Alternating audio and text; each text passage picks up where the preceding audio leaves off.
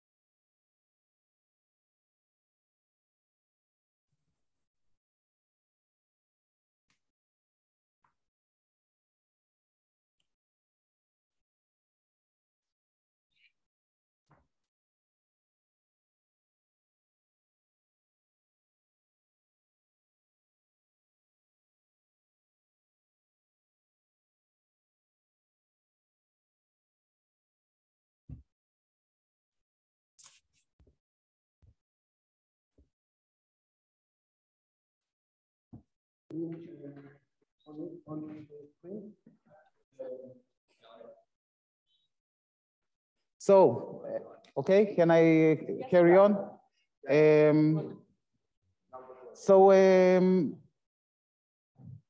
I'm interested in the philosophical basis of in this conference. We are focusing on intentional communities, but I'm trying to understand the connection may have with socialism and the tensions that can be can grow from this. I research history, but I think it may have influences on our days also. So I'm going back to a debate that was between two concepts of socialism in the early days of Zionism. One was of Ber-Borchov, and the other, which was Marxism, basically. And the other was of Nachman Syrkin. And I'll begin with Syrkin. And to begin with Syrkin, we must begin with Herzl. Maybe some of you recognize him on the right. For those who don't know, Herzl was the founder of modern Zionism in the Jewish people.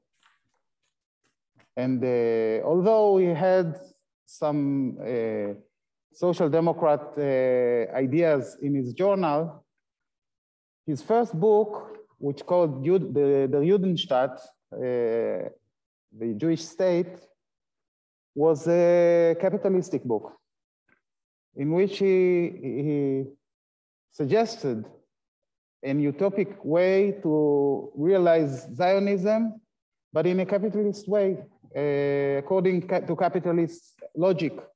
The rich people will buy lands in Israel and they made profits and so on.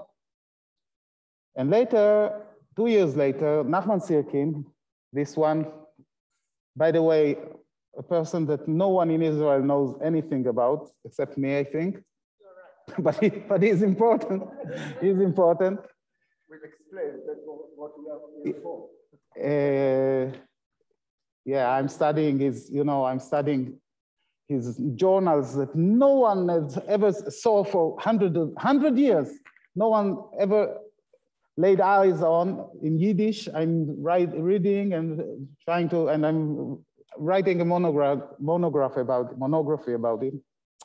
Anyway, Syrkin claimed that Zionism must be socialist. He had a few reasons.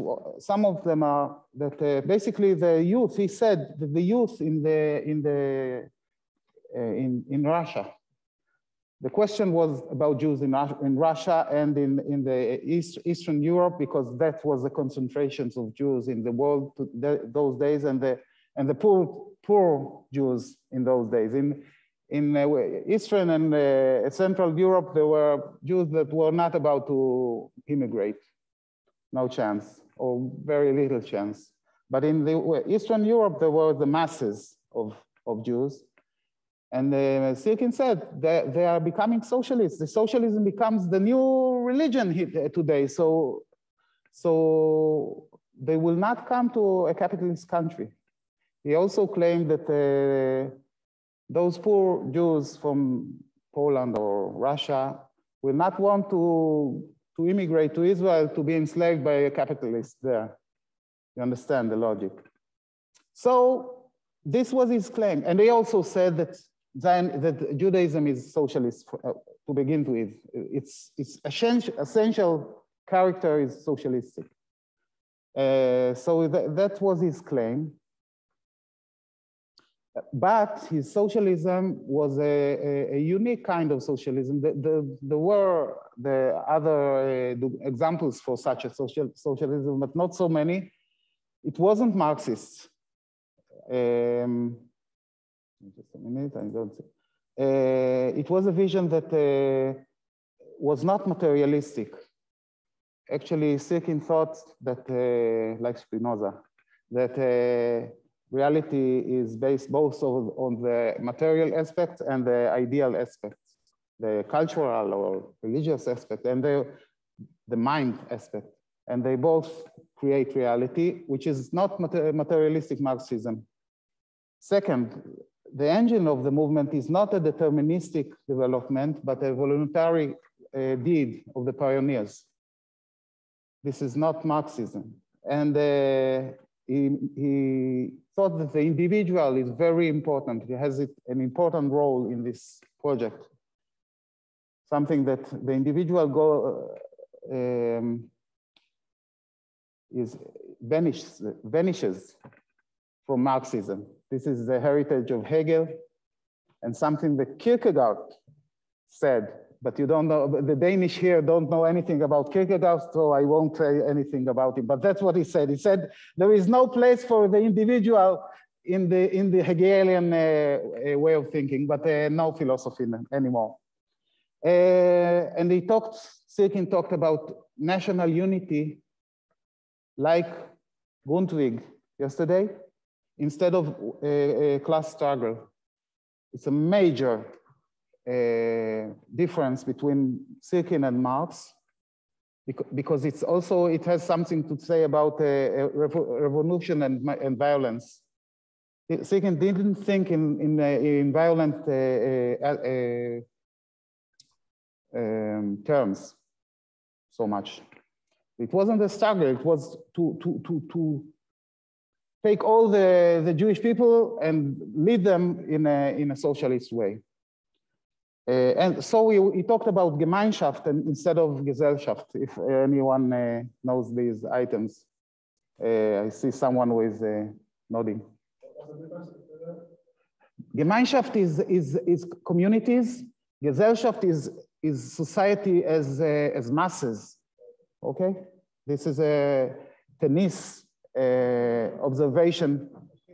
Tennis was a philosopher that Tava. Never mind. He explained these two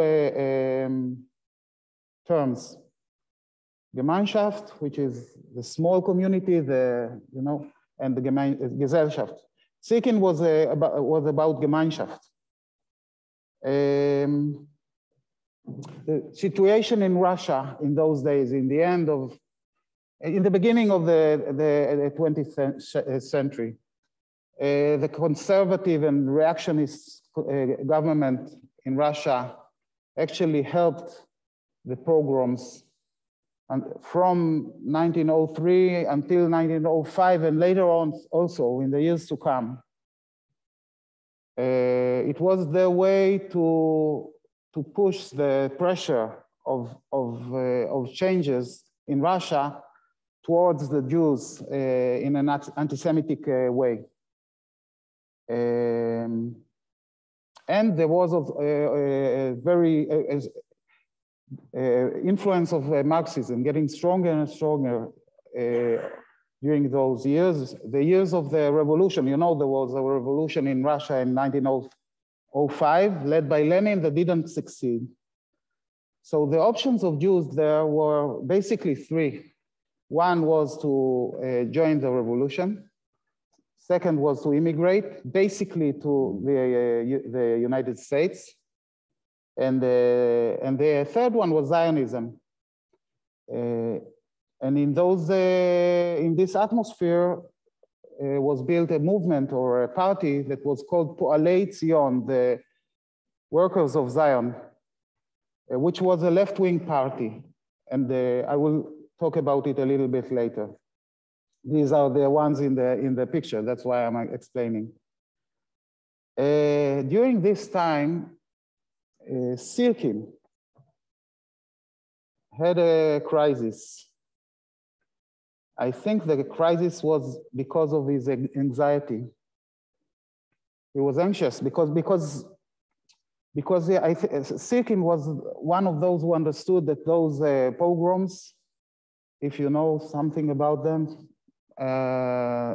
between 1903 and 1905, weren't just what they were, but what they were about to be. It was like a dead volcano that suddenly brings up smoke. You see, it's not dead, it's getting back to life, this volcano of anti-Semitism. So he predicted that there is no hope for Jews in Eastern Europe. That's what his notion was. And out of anxiety, he started to talk about territorialism. This was a very big deal back then. Nowadays, we hardly can understand it, but the debate was about where Zionism can be realized. And he said it doesn't have to be in Israel. It can be in another country like Uganda, for example. And that was a very big deal. He was attacked, he and others like Herzl were attacked very hard because of that, because it was the betrayal of the hopes for Zion. Am I understood? Yes. It was conceived as a betrayal. One of his major attackers was Ber-Borochov, whom we'll meet soon. As a result from his territorialism, Syrkin distanced himself from the Zionist movement in Eretz Israel, in the land of Israel. Those pioneers who started immigrating to Israel didn't consider him one of them because he was against immigrating to Israel, you understand? Yeah? They saw him as a traitor. This was one of the results of this choice of Syrkin. And he held in those opinions until something like 1908, when he withdrew from these opinions and went back to the Zionism of Zion, of understanding that the land of it should be realized in the land of Israel. Another consequence of it is that Syrkin immigrated not to Israel, but to America. And that may be the reason why he's so forgotten today in Israel. But it was important, I told you. In the meantime, Ber-Borochov, I skipped that. that is a very interesting question. This shkufit slide is talking about, but I think it's interesting only for me, so I'll skip it. Maybe in the end I'll have time. I'll explain it's interesting, but not the main topic, so I'll skip it. In 1906, Ber-Borchov was one of the founders of Poalei Zion. Remember this movement, this party, left-wing party. He was one of the founders, and in 1906 he was part of a group, but the leader of a group that wrote an essay called "Our Platform," Unser Plattform in Yiddish, which was a manifest of this movement, this party, and it had a very Marxist, orthodox Marxism. Okay. For example, the materialism there is very Marxist, very strong and radical. And he talked about in our platform, there is a talk about struggle of classes instead of unity of the nation. And he talks about stichia. Stichia is a word I didn't find in English, but it's a Marxist word, which means that the history develops through materialistic and deterministic processes. So the Zionism is about to happen in a deterministic way, you understand? And of course, because of Marxism, he conceived society as Gesellschaft and not Gemeinschaft, yeah, in large terms and not in terms of small communities, intentional communities, not like that, not like Syrkin. And he claimed that the establishment of socialism in the land of Israel will happen only after capitalistic phase, which it sounds like it's a dialectic Marxism. That's the dialectics of Marxism, one phase and then the other phase. And I quote, and in the end, there will be a class struggle. And well, it says it in its own word. I read my translation. As for the development of the productive forces and the capitalization of society, the organizing role is of for the bourgeoisie. The bourgeoisie, the capitalists will be the one who will develop economy in the land of Israel in the first phase. Only after achieving the dictatorship of the proletariat, it will be the one, the proletariat will be the one who organize the workers. I can't remember, I can't read here. Anyway, the society. That was Poalei Zion, and Borchov held those opinions from 1906 until 1917. In the meantime, this is what interests me. I'll skip that.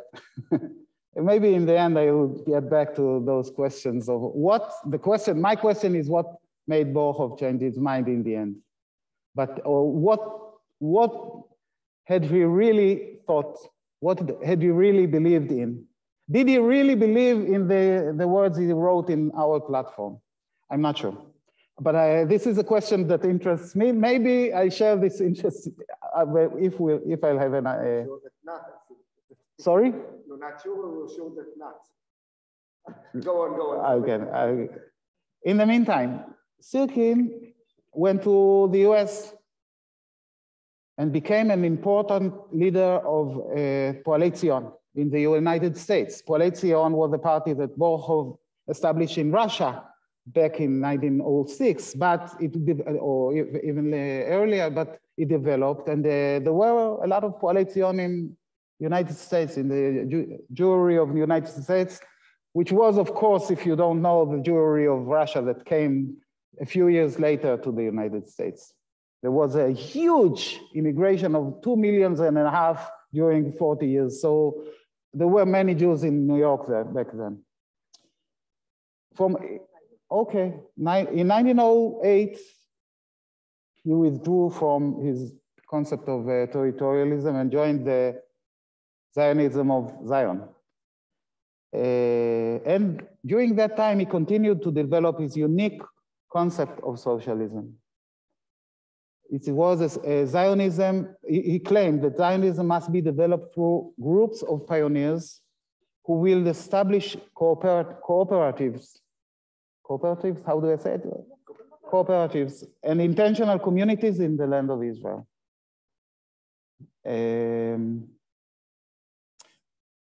Something interesting in the relationship between those two thinkers who are very different. Borchov was a genius, very methodic, very thorough. Syrkin was sharp, but very emotional, and I think of him a little bit like a prophet. He wasn't methodical. He was like erupting sometimes. You understand? He's a different character, very different. But we saw that actually Syrkin agreed with the claims of Borchov at the first place. But now something will happen. During the war, Borchov came to war. The First World War was, Borchov came to New York. And in 1915, he launched an attack about unorthodox Marxism, of course, about Syrkin and his followers in the United States in order to wipe him out, to לגרש אותו. תעזור לי, אריאל. Yeah, to deport, yeah, to take him out of the party. That was the idea. It didn't succeed. But in 1916, they were both appointed as co-editors of the Yiddischer Kämpfer, which was the daily newspaper of Poalei Zion in the United States, but also in the world, because the other papers stopped appearing because of the war in Russia and in all over Europe. There were no. The party in the United States became very, very important because of the war. And during this period, we know that they got along. I have a plan to read what they wrote together in Yiddish.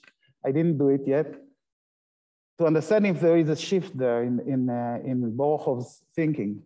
What we know is that in 1917, he came back to Russia. Borchov came to Russia back. And in this time, in those days, his last days, he was about to die. In 2 months, he was about to die out of pneumonia, I think. But he expressed Syrkinian's views.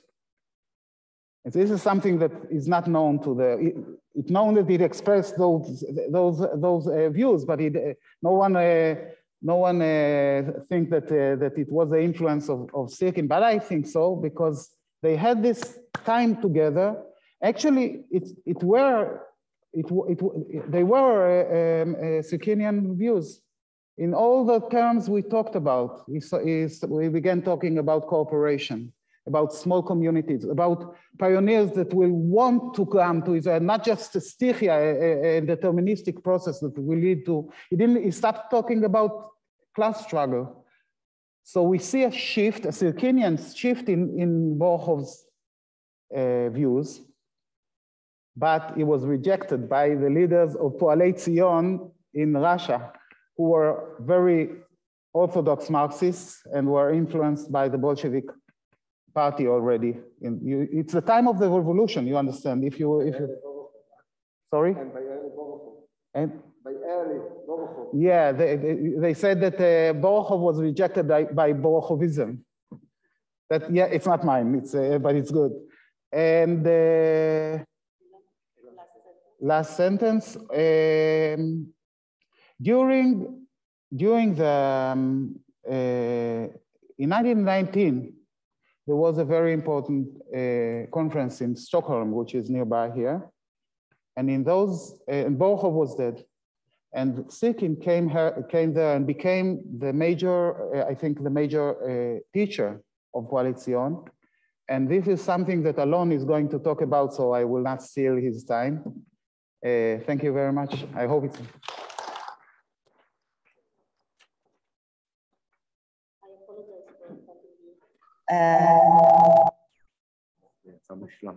We have more time. So I think we'll see you first.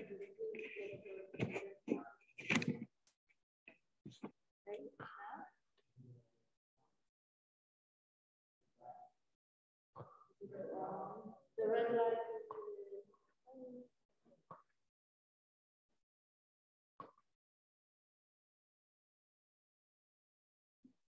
Red light is the flash.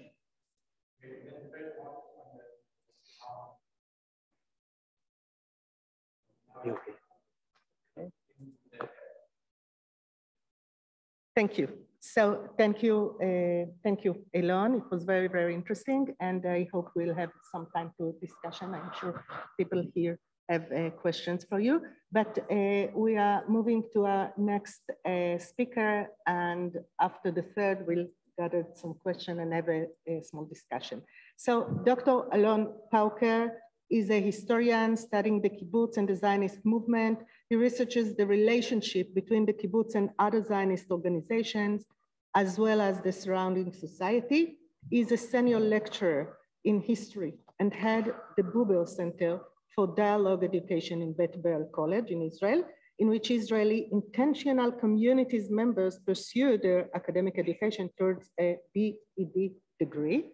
And Alon will speak here about the figure behind the cooperative society, Syrkin, Socialist Zionism, and the Kibbutz. So Lilach read the title of my lecture, so let's go directly to the introduction, which is about the Zionism enterprise in Eretz Israel, Palestine, that is a rare example of voluntary constructive socialism that was realized to a great extent.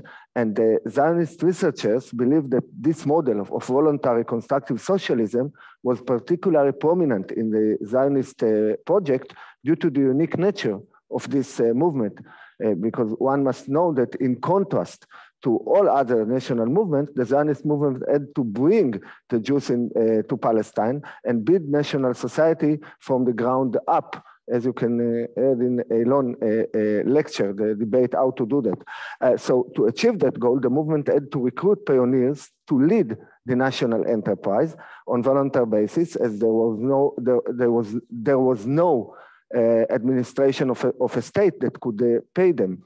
And the constructive socialism enabled the national vision to be combined with a social vision, and it was this combination, remember this combination is very important in our story, that empowered the pioneers' ambition to carry out the most difficult tasks for the establishment of the state.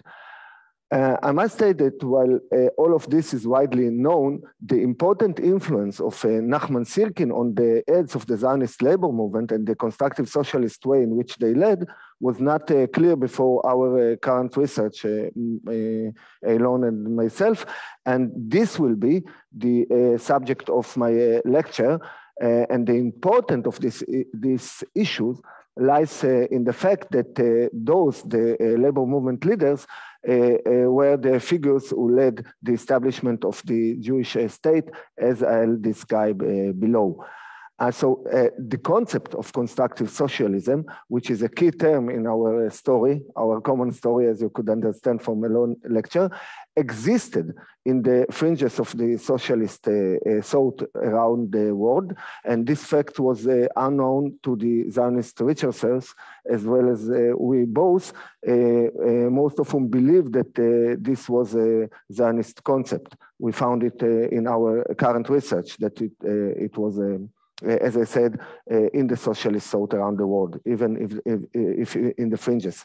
In any case, Nachman Syrkin, as Eilon just said, was the first to use this term in the Zionist context, and he shaped a constructive socialist Zionism vision according to which the society should be built as a cooperative of cooperatives, and its formation and development were to involve both top-down processes with bottom-up processes led by the members of the cooperative communities and Syrkin on a volunteer basis.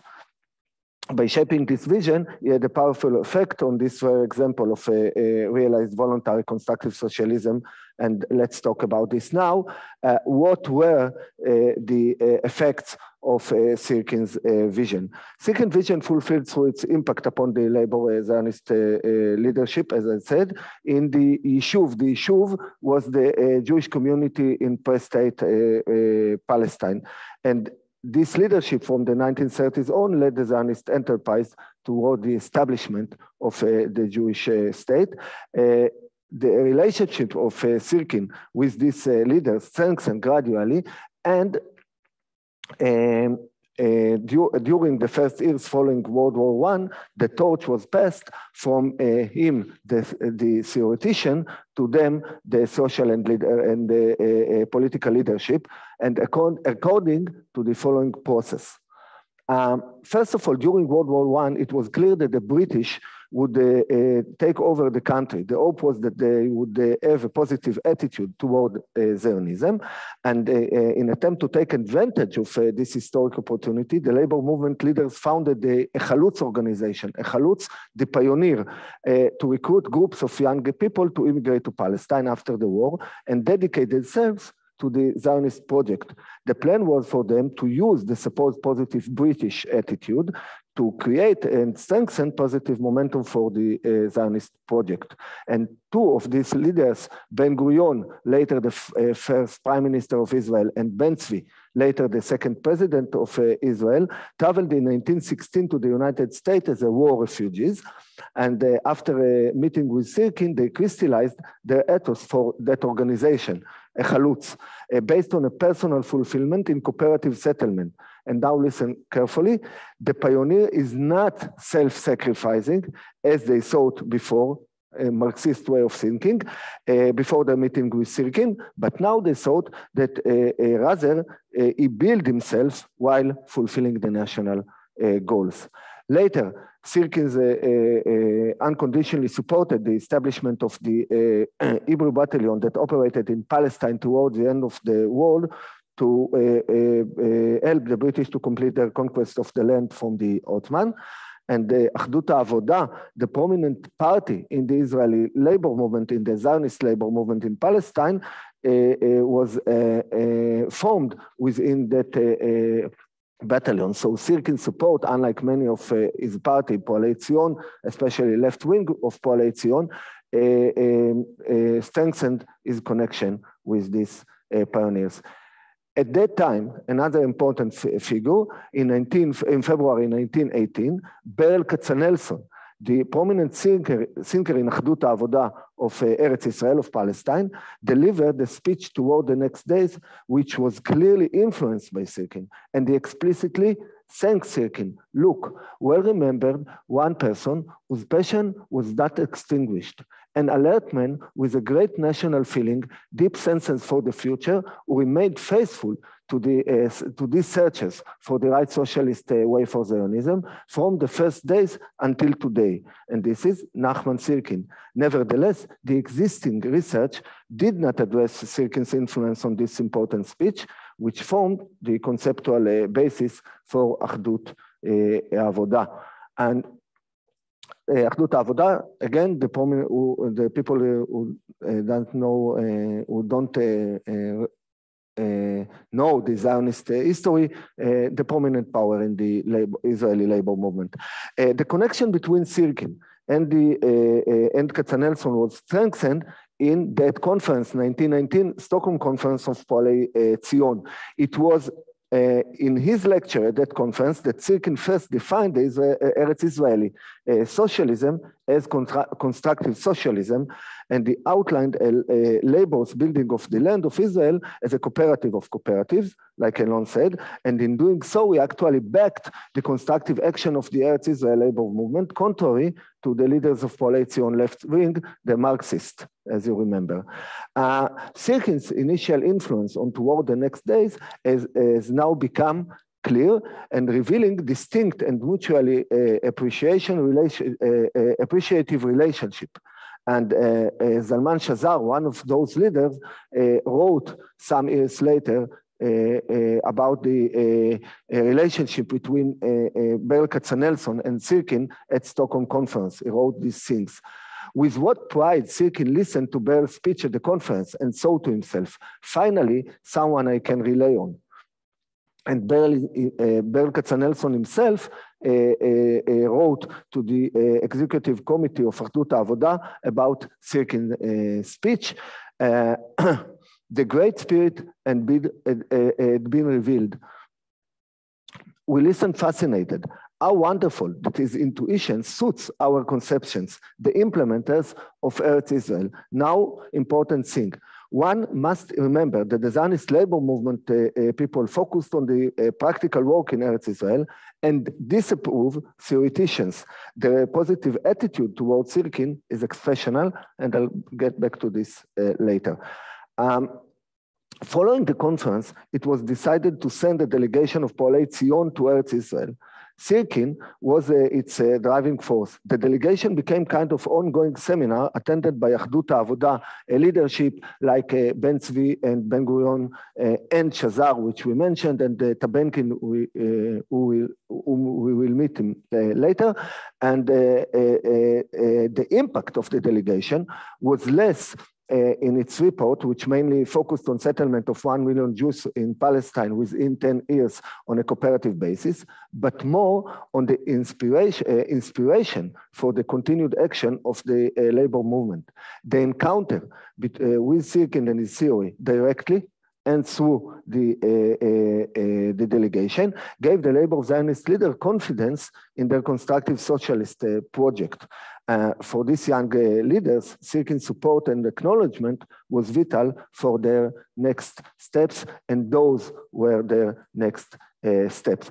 In the spirit of the delegation, the members of the labor movement created the Histadrut. The Histadrut was a general trade union, but unlike other trade unions around the world, the Histadrut included not only trade union, but also the workers' company, a net of cooperative factories, Bank Hapoalim, as an expression of the assistance of the Zionist capital to the workers' enterprise due to the recognition of the importance of the workers' enterprise, the pioneers' enterprise, and another cooperative welfare enterprises like Kupat Cholim, a healthcare cooperative for the workers.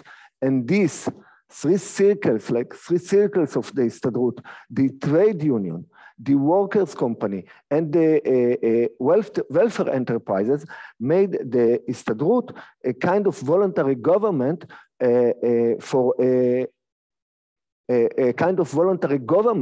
for all the issues, the Jewish community, and not only for the labor movement members. As in the case of Bank Hapoalim and the need for capital, the labor movement used Jewish national fund lands for the pioneers' settlement. The pioneers were dedicated to the settlement of the land, and they proved over time an advantage in settlement of the national land, the most difficult region of the national lands, and therefore they received the land from the nation, and as in Syrkin's vision, settled the land in cooperative ways. And in this way, the cooperative structure was, important point in this lecture, was like an incubator for the growth of voluntary intentional communities, which were an important part of this cooperative structure. these communities included, first, the one that didn't succeed, cooperative workers' neighborhood in towns, which were an interesting form of settlement, but it didn't survive the history test because it's met only the social goal and didn't meet the national goal of settling a territory that will become later the Jewish state. And the combination, as you remember, was important. Have a look. One that did succeed, the Moshav Ovdim, semi-cooperative workers settlement, which enabled experienced farmers who were looking for middle ground between private settlement and cooperative settlement, which we hear about it, the middle ground a lot in this conference, to take part in the national settlement. And above all, the Kibbutz, a socialist intentional community that combined national planning and social innovation more than any other way of settlement. This combination led the Kibbutz to become the spirit of the fulfillment of the Zionist vision. I think Sigal will talk about it in the beginning of a lecture. And this, together with other enterprises that the labor movement leadership initial during the years after the meeting with Syrkin, gradually made them the leaders of the Zionist project, process that, as I mentioned above, matured from the 1930s on. During that time and until his death in 1924, Syrkin continued to firmly support the labor movement in Palestine and its constructive socialist enterprise. For example, he criticized the Jewish socialists in Russia, the debate that Eilon mentioned, who believed in revolutionary socialism, and he argued that the pioneers of Eretz Israel were more authentic socialists than you. You do not deserve even to tie their shoelaces. Therefore, we conclude. First, Syrkin's powerful vision inspired the cooperative structure that enabled the foundation of the State of Israel because it was the platform for the enterprise of the labor movement, and inspired the blossoming of cooperatives within Zionism and the unique intentional community developed within Zionism, as I just mentioned.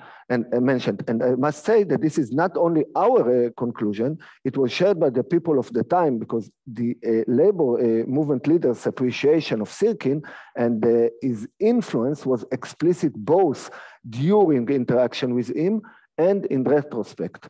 Katzenelson's appreciation for Syrkin, expressed at the Stockholm Conference, also continued around the Poalei Zion delegation. Remember, in 1920, the members of the labor movement were afraid that the discussion would have no practical significance. Remember, they did not appreciate theoreticians.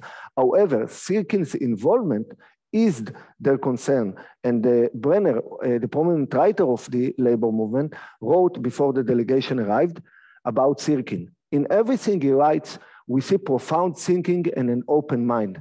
Prior to his arrival, all our members are happy. This special attitude characterized the entire period of the delegation. They contrast Achdut HaAvoda, a periodical published only Syrkin speeches in the public assemblies and not those of the other delegation members from abroad. And he was well accepted by the members of the labor movement in Israel. After 3 minutes, okay. After his death, they even viewed him as a prophet. Shazar, remember him from Stockholm Conference, wrote, look, neither a leader had died, nor an alliance head, nor a president of a party. The prophet of the movement has passed away. And 1 year later, Ber Katzenelson wrote, not just as a lover did he adhere to us and our Zionist project.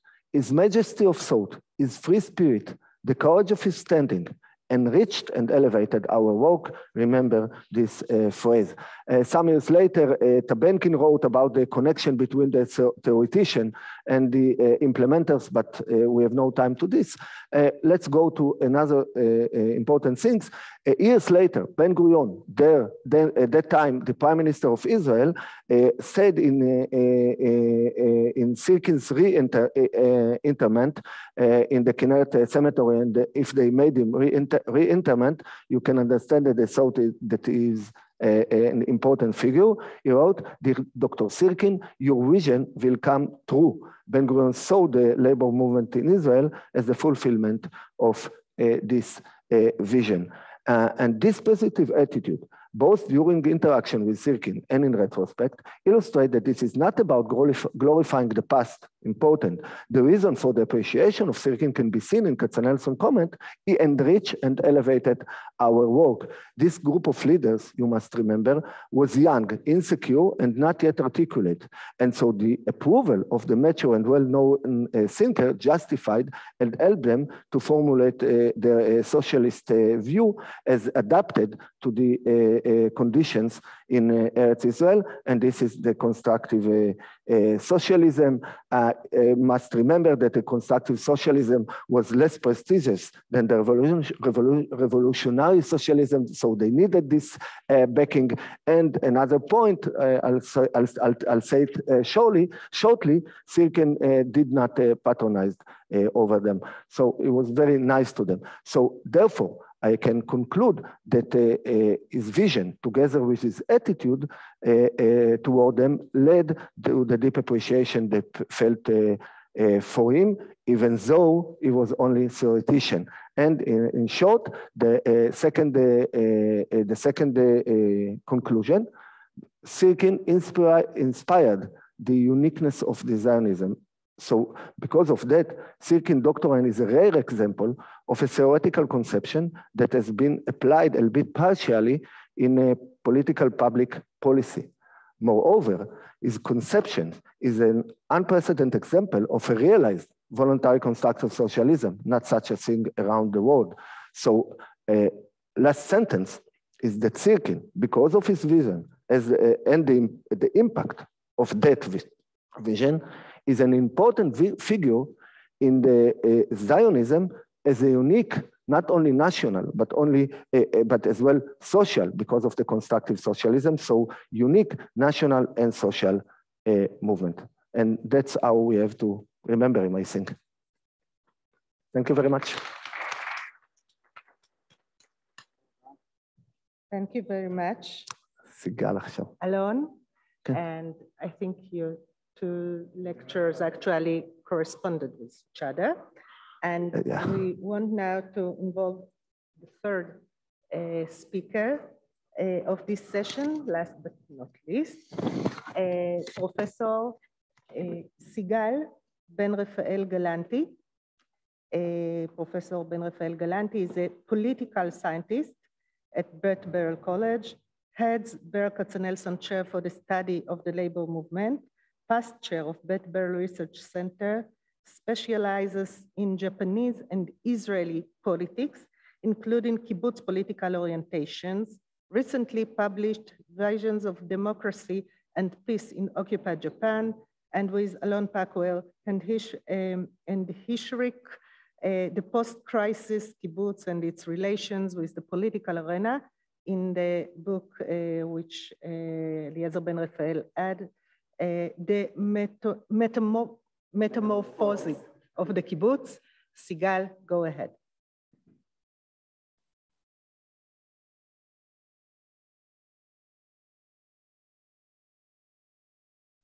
Hello, thank you very much.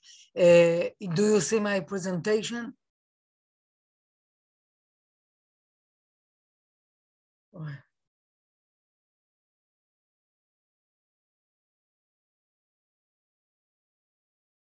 Sigal, we can hear you and see the presentation. Everything. See the presentation, thank you. Okay, so I'll start. So the presentation and the presented research is on the basis of common research with Dr. Alon Pauker. And I'll start right away. So originally, the kibbutz of the Zionist labor movement saw the kibbutzim saw themselves and their movement as the vanguard of the Zionist socialist missionary spirit. They made efforts to manifest realizing of national missions, as it was said now, relating to settlement, security, society, education, agriculture, and so on, while engendering collective settlement and equality. With Israel's establishment, the kibbutzim nevertheless started to display sectoral aspirations as controllers of resources, benefiting from direct access to the long dominant labor regime. Once the Likud became the main leading force, the Israeli major right-wing force, from 1977 onwards, its radical rightist nationalism and territorialism were gradually accepted as Israel's mainstream values. In the same vein, the settlers of the captured 67 territories were now regarded as the main Zionist vanguard. Given this context and the development of the kibbutzim existential crisis, the kibbutzim crisis that endured from the 80s until the first decade of this century, the kibbutzim completely lost their privileged status. This drove them to concentrate on economic survival, accelerating the reorganization as a sector while abandoning their vanguardist aspirations. And indeed, as a sector ready to adopt recovery reforms, including varying degrees of privatization, the kibbutz succeeded in obtaining assistance from the authorities and banks. This process culminated with the appointment of the Ben-Rafael committee that sought ways for the kibbutzim to redefine themselves as non-cooperative or partially cooperative, what we call the renewed kibbutz settlements. In the same vein, the traditionally close ties of the kibbutzim with the weakening labor movement declined, and instead they developed direct connections with any politician regarding of ideological identity or governmental agents. Also, they had ties with governmental agencies, able to strengthen them mainly economically. In previous articles, we described this attitude as fluid sectoralism. Gradually, these processes contributed to the demographic and economic recovery of the kibbutzim, which became an intrinsic part of the Israeli middle and upper middle classes. So, our research question, against this background, and bearing in mind the kibbutz originally missionary spirit, one may raise questions about the kibbutz the post-crisis kibbutz aspirations, whether it intends to remain a typical sector or somehow return to its past goals of a national missionary force, aiming with a socialist flavor, of course, aiming to provide some answers to these questions. We focused on the angle of the kibbutz leadership, seeking to discover its stances regarding the goals of the post-crisis kibbutz, in particular, the COVID-19 pandemic that urged all societies at all levels to reorganize. This has served in this research as a key indicator for the kibbutz leaders' intentions. Accordingly, we made use of election data and primary sources, but most of all of in-depth interviews with kibbutz leaders as community directors, heads of regional councils, heads of the kibbutz movement, Knesset members, and ministers. So our findings firstly indicate that the kibbutz leaders regard the fluid sectoralism of the crisis days as an ongoing modus operandi and intend to strengthen it and ameliorate it.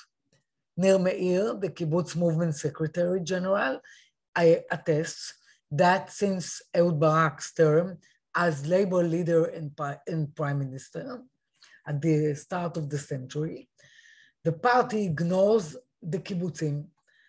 In the same direction, in 18, Meir initiated a campaign in collaboration with the smaller religious kibbutz movement, encouraging all kibbutz residents and members of all statuses to register to whatever party they wish.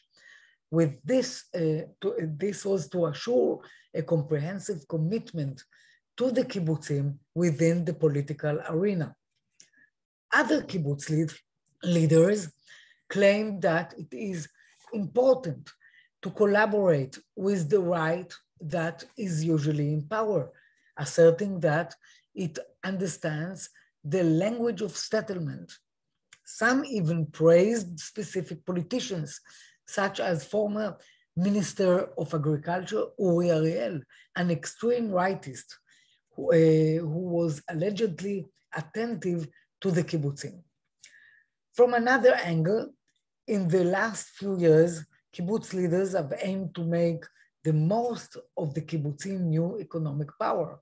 Eitan Boshi, former labor member of Knesset and the former kibbutz movement secretary general, proposes to set up some kind of peripheral tycoon based upon collaborations between kibbutz economic projects, the Farmers Federation of Israel, and more peripheral communities and organizations.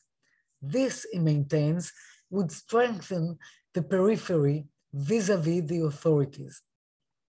In tandem, the kibbutz movement invests in improving mechanisms that ease direct interactions with the authorities.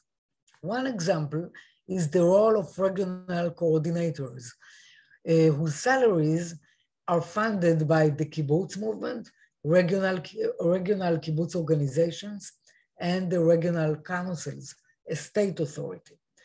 They are committed to promoting constructive dialogues between these different parties. This spirit of fluid sectoralism is also reflected in the attitudes of kibbutz leaders that become active in the national political sphere. In the past, a great many kibbutz leaders participated in national politics and did so exclusively through the parties of the labor movement. Yet, nowadays, it is rare to see kibbutz members on the Knesset or in government. And those who do become MKs, members of Knesset and ministers, represent a wide array of parties, as you can see in table 1. So let's continue. Nevertheless, besides the kibbutz explicit sectoralism, the leadership has in recent years tried to grant the movement a new raison d'etre. This has involved strengthening cooperative values and emphasizing the renewed kibbutz mutual economic responsibility for the sake of the less fortunate, based upon internal taxes and the fruits of communal assets, alongside a lively community life and high quality education. Additionally, it is claimed that these values are in line with the kibbutz past credo. The leader firstly affirmed that these values encourage kibbutz solidarity. They also regard cooperation, particularly cooperative housing, transportation, and banks as important kibbutz messages to the wider Israeli society, which since 2011 seems to be in search of new cooperative vision. Another related view is to promote neighborly relations and collaborations between the kibbutzim and surrounding communities in order to develop models of high quality living in the periphery based on ecology and sophisticated industries with a focus on technology. So furthermore, leaders stated, and this is important, that it is worthwhile to present the renewed kibbutzim to the state authorities as cooperatives because they then enjoy tax benefits. They may pay a collective tax while a significant proportion of the community's resources remain within the hands of the kibbutzim for the sake of their own goals and collective goals mainly, and needs. So during the COVID-19 pandemic, it was proven that the kibbutz genuinely follows its post-crisis leadership's vision. At the start of the pandemic, much like everywhere else, kibbutz entrepreneurs and salaried employees were forced to take a long break from work. But as a cooperative settlement, at first, the government did not compensate these people, insisting that they should be helped by the kibbutz mutual responsibility mechanisms. Fortunately, the kibbutzim could indeed guarantee their income. In doing so, the kibbutz proved its relevance at the cooperative community and a model to learn from. After all, Nir Meir insists, Intel Israel's vice president, who is a kibbutznik, is obliged by the law to help those who could not make a living due to the corona. By the law, because the kibbutz is described by the law as a cooperative settlement. The kibbutz also proved its capabilities as an intensive, caring community. Educational activity could continue outside in the bosom of nature. There were activities in small groups. Food was brought to the elderly at closures, and cultural activity continued in a variety of ways. COVID-19 also encouraged a lively communal democracy. The use of Zoom enabled everyone to reach the kibbutz assembly and committees. Discussions became livelier as a result. Finally, due to these attitudes, Israelis became more aware of the advantages of the kibbutz, and requests to join have increased. So our conclusions: against the backdrop of its existential crisis alongside the decline of the labor movement, the missionary kibbutz that once manifested collectivity and equality to varying degrees abandoned these values in seeking to recover. As it eventually did, the kibbutz became a significant privatized sector in many ways. Following its crisis, we found that the kibbutz leaders still strive to follow sectoral tendencies in order to ensure the kibbutz growing prosperity and importance as an Israeli sector. At the same time, the leaders avow that they seek to refocus with a new raison d'etre concentrating mainly on cooperativism. They do this for the sake of the inner solidarity and the development of a message to the wider Israeli society, but also in order to secure tax advantages that contribute to sectoral goals. Throughout the COVID-19 pandemic, the leaders claimed the kibbutzim that followed these principles proved to be a model to learn from. A major demonstration of the kibbutz success, according to Meir, is the recent governmental decision to establish the first renewed kibbutz after decades in which kibbutzim were not established. Regarding our question about the possible return of the post-crisis kibbutz to its past values, from our research, it seems that the kibbutzim do not indeed strive to appear, just a moment, the kibbutzim do not indeed strive to appear aligned with their historical foundations. Yet while in the past, the kibbutz implemented socialism in order to contribute to the national projects, these days, cooperativism seems to serve mostly typical kibbutz agendas and even its pure sectoral ones, leaving aside a promotion of grand national goals. In light of this, it can be suggested that if there is relevance to the nowadays kibbutz, it is mainly related to the cooperative sectoral model that it proposes. Thank you very much.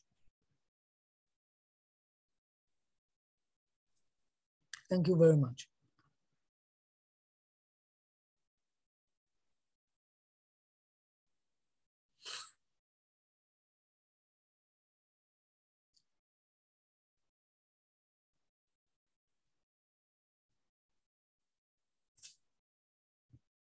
Lilach, you are on mute.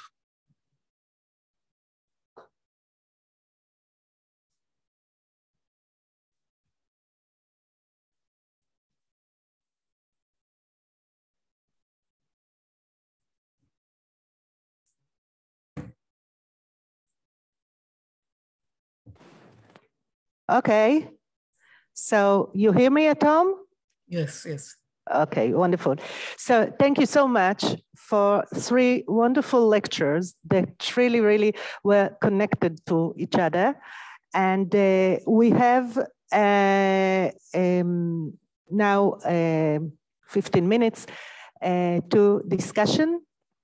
So if you have questions, I'll collect some questions and then we'll give the lectures to answer. Yes.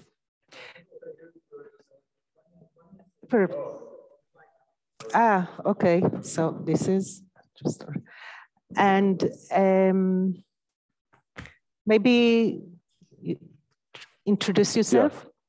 Is this okay? It's working? Okay. Yes. My name is Aharon Ariel Avi from Israel, from Moshav next to Alon's kibbutz. Very much involved in the Israeli movement of intentional communities, the post-kibbutzim, the young communities all over Israel, and also in the Jewish world. I have 2 questions. One to Alon and Eilon, which makes it very easy that you have almost the same name. Yes. What was the response, the reaction, the opposition to Syrkin and Bochov outside the Jewish world, like from other socialist movements who are anti-nationalist by and large? How did they relate to this hybrid of socialist, nationalist movement? What response did they get from non-Jewish socialist movements? That's one question. And to Sigal, right? That's yes. So we saw something very similar in rural communities outside Israel. Many people moved outside of the cities to villages, eco-villages all over the world. So my question is, so she mentioned that demand to join kibbutzim rose after COVID. how much was that related to the kibbutz per se, and how much was that related just, it's a nice community outside the city. We all work from remotely anyway, so why not find a house in the kibbutz? It has nothing to do with the kibbutz. It has, has to do with the fact it's outside the city. That's the... Please speak slower. Please speak slower, because I could not catch your answer. You speak too. So my question is, Sigal, please, because I have problems with hearing. Okay, I'll ask slower. So my question is, we saw a similar phenomenon in many other places of people moving outside of the cities into villages, rural areas, just because now they can work remotely as a result of COVID. So my question is what you saw in Israel has something to do specifically with the fact it's kibbutzim, or just with the fact that these are nice places to live outside the city? And many of those places in Israel are kibbutzim because that's how the country was built. This is the exact questions that I wanted to ask you, Sigal, and the panelists here also. The current kibbutz is very similar to other communities in Israel. I mean, it's not so different. And in the COVID pandemic, I personally live in town, small town, and we have a very close community members, and we helped each other, and we created a framework that helped people to go through this hard period. So what is the uniqueness of the kibbutz in this regard? And do you think really the ideology, the socialist ideology is the one that influenced the circumstances in Israel nowadays, or just the reality life and the closeness between the people? So I just interfere to your questions, but maybe you have, yes, maybe you have more questions. Yes, please introduce yourself. My name is Cheryl Coulthard, and my question was for the two panelists. And what I was wondering is, you talked about how Syrkin and the constructive socialism kind of drove the kibbutzim movement and the development in the kind of late 19th, early 20th century. Did Herzl's vision of capitalistic Zionism drive the development in the cities and kind of in parallel to that? Okay, more questions? Yes, Alon, please. Hello. Yes, it was very popular in that year, specific year. Yes. My name is Alon, I'm from Israel, from Yad Tabenkin and Seminar Kibbutzim College in Israel. I want to ask the three of you two questions that are the same. If we not look at the question from dogmatic historical point of view, and I want to ask what Syrkin or Borochov, if he will come today to the kibbutz and see the renewed kibbutz, what do you think he will think about the way of life and how it's connected to his ideas? And the second question is relevant. What do you think the Syrkin point of view, or the way the constructivism, the socialism in Israel, is relevant to Israel today, and maybe to the world if we be more ambitious? Okay, so thank you very much. We'll now let the panelists answer. We'll start with you, Eilon. You take it from Alon. Maybe we have more questions at home. Okay. Well, about Herzl, I wasn't fair about Herzl because he was capitalistic in his first book and quite socialist in his second book.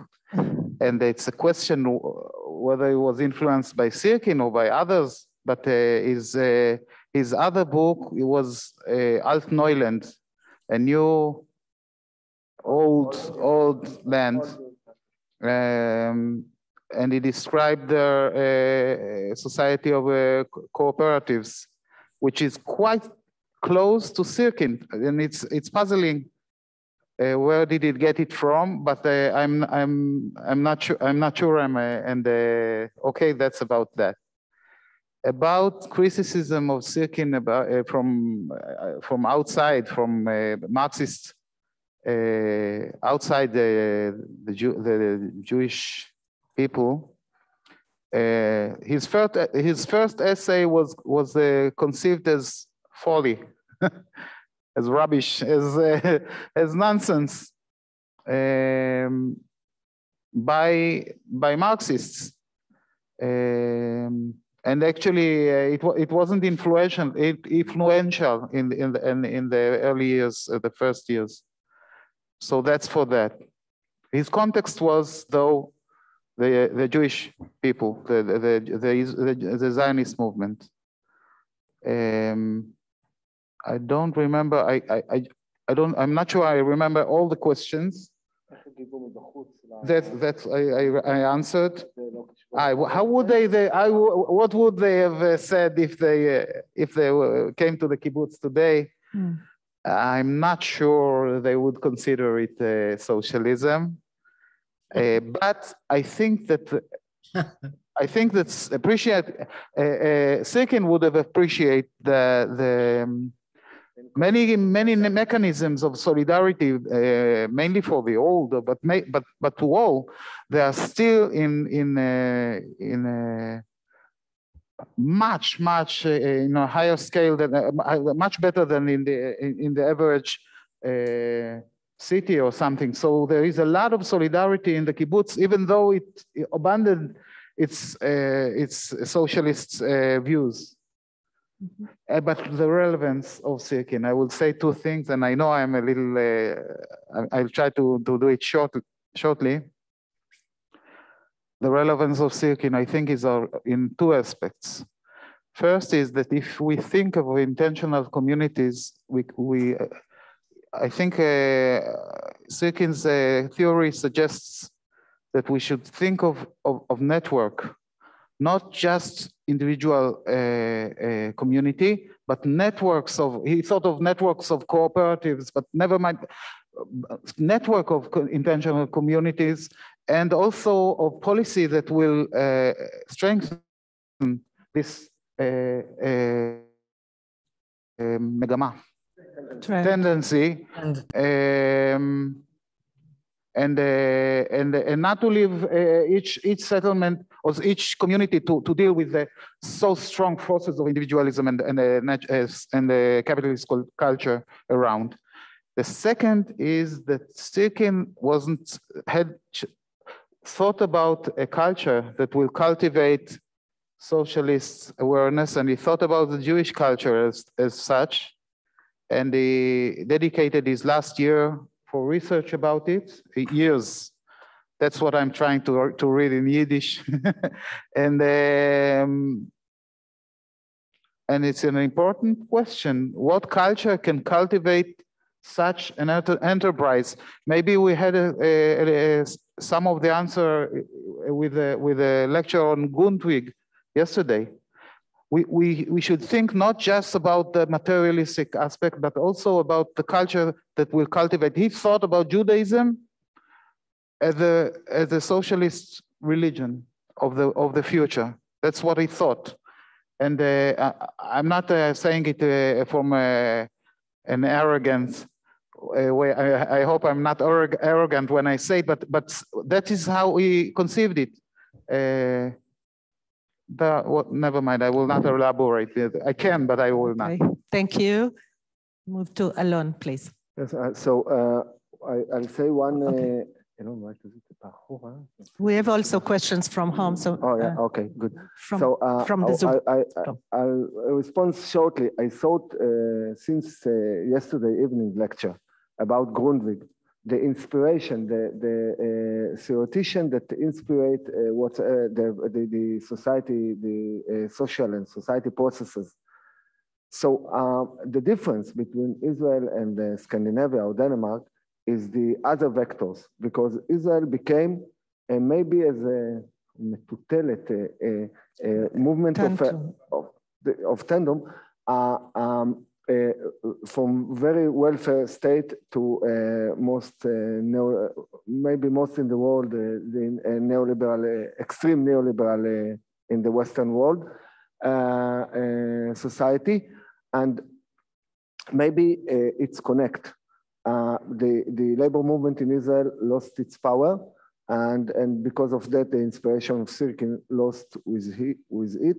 And we have to remember that the kibbutz situation nowadays, or I think that the kibbutz didn't disappear, and strive and encourage to make the attempts to build something of community and of mutual responsibility, and try and succeed to recover itself.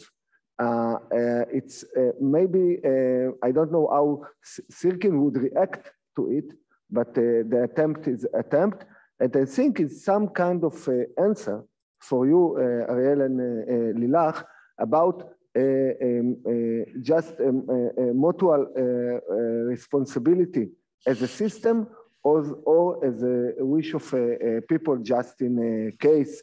I think about that, about the taking care to all the men, all the population in the community, and people that lost their work.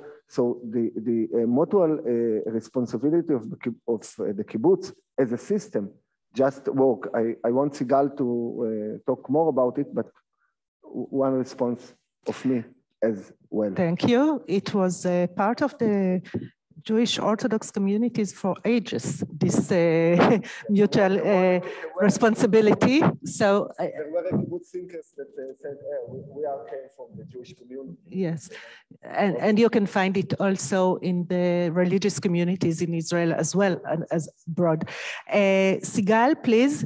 Yes, so short answers, please. Yes. Okay, just a moment. So first of all, I wish to strengthen what Alon has said.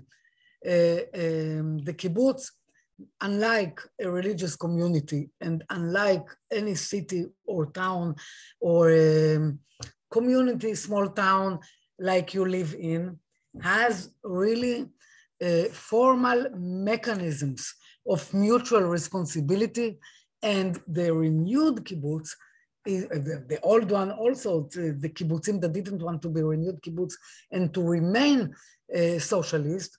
So they have a status by the state of a cooperative settlement. And this is the main difference between the kibbutz and even the renewed and all the other kinds of communities. So this was the main thing that the Ben-Rafael committee was insisted upon, and it was accepted and endorsed by the government. And Nir Meir says it all the time, and it is this is the basic formal uniqueness of the kibbutz nowadays. So that is why, and I answer also Sylvia's question. I think that Sylvia asked through chat, the kibbutz movement still has some role in the Israeli sphere, the Israeli political, social settlement sphere. And it is, as I said before, not long ago, a few weeks ago, the government decided to establish a new renewal kibbutz. First time after decades, and this is very important. So it still has an important role in this sphere. Now, Ariel's question, it is not important, it is important why people go to live nowadays in the kibbutz when under COVID, you know, harming, etc., etc. But our research, we researched the leadership. We didn't ask people This is another kind of research, and it is done mainly by Professor Palgi and Dr. Shlomo Getz in their institute to a huge extent. So maybe you ask them about it because they have really good data about it. But what we find, what they have told us, the leadership, because we interviewed leadership, the leadership told us that it is not so much important if the people who come to the kibbutz are socialists or not socialists. The most important thing is that first, it is another option to leave the city, the big city, and come to live in the countryside. And secondly, it is a proof that the kibbutz became attractive again as a community, and this says something about the nowadays kibbutz. Okay, so this is one thing. Now about Syrkin and Borochov, I suppose that Syrkin would have been quite happy because it is what happens today in the kibbutz, in the post-crisis kibbutz, is a constructive thought. Yeah, how do we, in our new situation, still preserve cooperative values? And this is a kind of a constructive thinking. I suppose that Borochov would have had second thoughts about his pyramid, but we'll ask him one day when we meet him upstairs. And that's it. I think that okay. I have all the answers on my wonderful behalf. Thank you. Thank you so much. Short comment. Short comment, Alon, please. People that are not in Israel, the renewed kibbutz, it was a question if it's just a step to the to disappear. The kibbutz will disappear. It will be a renewed kibbutz, and then a regular town community or a community settlement, not community settlement, but village way of settlement. And the COVID-19 proved that the renewed kibbutz, the system, they didn't know, we didn't know, nobody knew if the members of the renewed kibbutz will agree to that the mutual responsibility, the financial mutual responsibility will really work. And the COVID-19 proved that it's work. That's why we are making it's an issue for us, okay? And last thing, surprise, I want to tell you that Sigal is not with us here today because her son is going to get his PhD degree in the age of 26 in mathematics this afternoon. Congratulations, Sigal. Thank you, but computer science. Thank you very much. I would have liked to be with you, but you know, family matters, good matters. I think we finished our sessions in such optimistic points of views. So thank you all for sharing your ideas with us and for participating. And now it's lunchtime. There is one. Okay, I so apologize. I didn't notice or forgot. One of the audience via Zoom have a question. Sylvia, I think that Sigal answered her. Yeah, but I just wanted to ask something else about, yes, revival. I heard about what you said about the government position. I just would like to know if you feel that people in Israel themselves are more involved in this kind of movement, and because what the kind of initiatives I've been able to sneak around on the internet was more about ecological questions than about ideological questions, as all three of you demonstrated brilliantly, and it was really interesting to hear all about the context of the kibbutzim today. I guess it's not an ideological shift, but the ideological purpose and political is still there. It's still kind of a founding of the purpose. But now ecological challenges are so high and so important that I was wondering if you think that it's a kind of way to reintroduce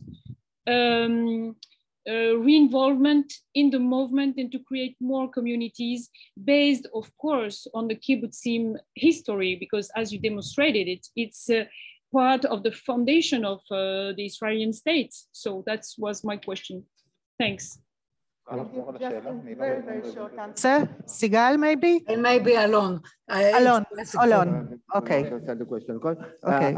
Look, we can't get into it, but in Israel there are young communities, really communal communities of youngers who dedicate themselves now not to the settlement of the land because we have a state like in the beginning of the kibbutz, but for education because the Israeli society has a lot of social problems. So, and then in the point of the sustainable village or sustainable or ecologic questions, they are more strong than the kibbutz. I must tell you that we, from all this conference and the tour that we had, we in Israel somewhat weak in the eco-village questions or the environment questions. We have a lot of other problems. You know, I think that environment problems are the rich country and the calm country can concentrate in. But it's very interesting question because if the kibbutz looking for its new agenda, relevant agenda as a social pioneering, I hope it will meet the environment challenge. And maybe after the COVID, but yet it's not so. It's not a question that really on the agenda as a main question. That's the truth. Okay, thank you. We'll have to be satisfied with these answers and hope for better days in this regard. Yeah. Okay, so thank you so much. Have a nice lunch and we'll meet after that, right? Thank you. It was very, very interesting.